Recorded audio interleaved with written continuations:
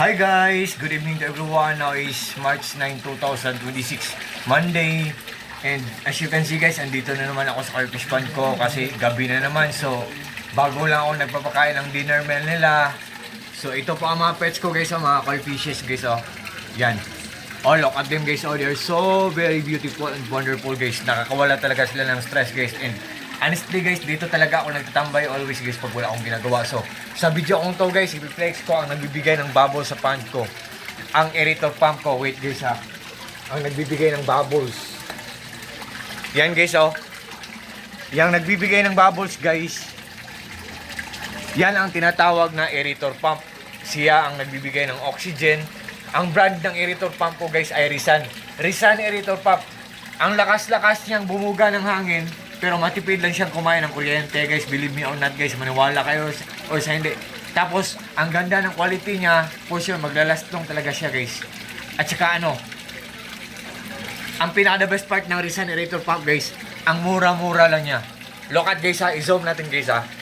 Wait guys. Tingnan nyo guys ha. Rizan aerator pump guys, ang ganda. Oh, Rizan aerator pump. Ang lakas-lakas, oh, di ba? Rizan aerator pump. Oh. Rizan aerator pump. Ang lakas-lakas pero matipid lang sa kuryente. Ang lakas-lakas. What you see is what you get. Nothing more, nothing less. Walang labis, walang kulang po. Sa sobrang lakas niya, ang daming bubbles na naproproduce niya or na-create niya. At the same time, ang dami ding mabibreath in na oxygen ng mga isda natin sa pond natin. Or sa aquarium natin na isda. Yan. Oh, 'di ba? So, guys, oh, ang lakas. So, guys, wait guys ha. Sa lahat po ng mga fish keepers diyan, kung naghahanap po kayo ng aerator pump, guys, tingnan niyo lang sa link ko. Rizan aerator pump. Ayop, maniwala kayo guys kasi meron kaming solar power system setup. Marami kaming mga solar panel sa bubong namin, sa roof namin.